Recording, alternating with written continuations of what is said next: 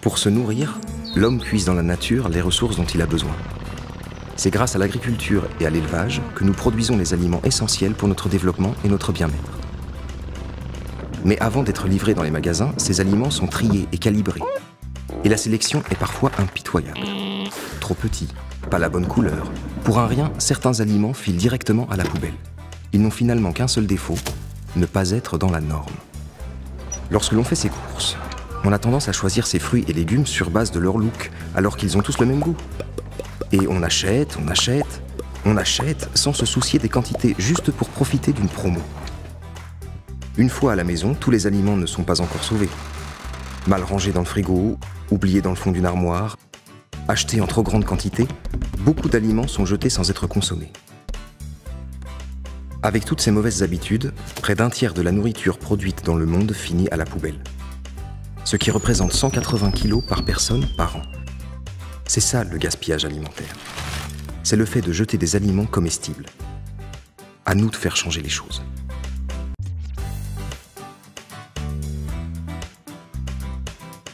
Le gaspillage alimentaire, c'est jeter des aliments qui sont toujours comestibles. Et dans bien des cas, ce n'est toujours qu'une question de mauvais comportement. Au magasin, par exemple, j'en vois souvent qui errent dans les rayons sans savoir quoi prendre. Résultat des courses, ils achètent tout et n'importe quoi. Ils foncent sur toutes les promos qui bougent. Et peu importe de savoir si quelqu'un mangera bien les 24 yaourts, c'est moins cher.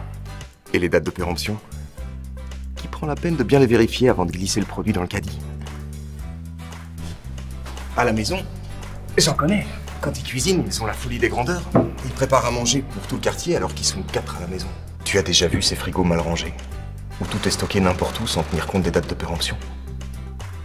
Et quand ils quittent la table, les restes vont directement à la poubelle. Après tout, faut bien la nourrir, la poubelle. À l'école aussi, on gaspille. À la cantine, on a parfois les yeux plus grands que le ventre. Oh. C'est quoi ces tartines tout écrasées dans le fond du sac? Allez hop! À la poubelle. On prend aussi parfois trop de morceaux de pain avec son repas chaud. Et ce qu'on ne mange pas, allez hop, à la poubelle. Pas brillant, qu'en penses-tu? Pour éviter le gaspillage alimentaire, voici quelques petits trucs faciles à partager. Au supermarché, préparez une liste de courses en faisant l'inventaire de son frigo et de ses armoires afin d'éviter des achats inutiles et de penser à manger ce qui reste. Achetez uniquement en fonction de ses besoins, sur base idéalement des menus de la semaine. Bien vérifier les dates de péremption afin d'éviter d'acheter des produits en fin de vie. Et prendre son sac isotherme pour les produits frais et surgelés. Ah non, j'oubliais. Faire les courses le ventre plein. On est toujours trop tenté par ce qui se mange quand on a faim. À la maison, il faut ranger son frigo en respectant les zones de froid et en surveillant la date de péremption des aliments. Préparer la bonne quantité en fonction du nombre de personnes qui partageront les repas. Et s'il y a des restes, il faut les conserver et les accommoder pour faire d'autres repas. À l'école, prends une boîte à tartines. Elles seront protégées et bien plus appétissantes à midi. Je te conseille aussi la boîte à fruits, pour la même raison. Si tu as trop à manger, dis-le à tes parents pour qu'ils en préparent moins à l'avenir. Pour une boisson, rien de tel que la gourde. Tu peux y mettre ce que tu veux et tu ne produis aucun déchet. Ah oui, quand tu manges au repas chaud, sers-toi en petite quantité. Puis si t'as encore faim, tu te resserres. Tu vois, c'est simple d'éviter le gaspillage alimentaire. Alors, on s'y met tous ?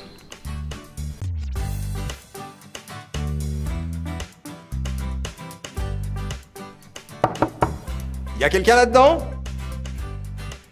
Pour éviter le gaspillage alimentaire, il est important de bien ranger son frigo. Mais savais-tu que dans de nombreux réfrigérateurs, le froid n'est pas le même partout ? Je t'explique. Même si tous les frigos ne sont pas parfaitement identiques, on distingue 4 zones. Alors, le truc pour bien les distinguer, c'est de prendre un thermomètre pour vérifier la température. Nous avons la zone la plus froide, avec une température qui se situe entre 0 et 3 degrés. On y range la viande et le poisson cru, la charcuterie, les plats préparés ou encore les produits entamés. Ensuite, il y a la zone où la température est comprise entre 4 et 6 degrés. C'est l'idéal pour les viandes et les poissons cuits, ainsi que les produits laitiers. Puis, il y a le bac à légumes, avec une température de 6 à 8 degrés. On y range les fruits et les légumes, mais aussi les fromages à pâte cuite. Reste la porte, c'est là qu'il faut mettre les boissons, les œufs, le beurre, les pots de confiture entamés ou encore les bocaux de sauce. Pas mal, hein? Mais j'ai encore un ou deux petits conseils à te donner. Pour transporter les produits frais ou les surgelés, il faut utiliser un sac isotherme pour les garder au frais. Comme ça, on respecte la chaîne du froid. Une fois à la maison, il faut directement mettre les aliments au frigo. Et quand tu ranges les aliments, mets en premier plan ceux dont la date de péremption est la plus proche. Comme ça, c'est eux que l'on mange en premier. À ce sujet, est-ce que tu regardes bien les dates de péremption d'un aliment? Il y en a deux.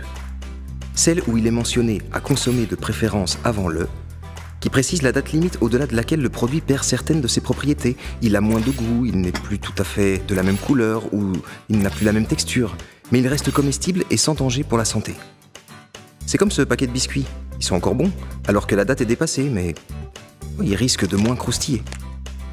Puis il y a à consommer jusqu'au, qui te donne la date limite de consommation du produit.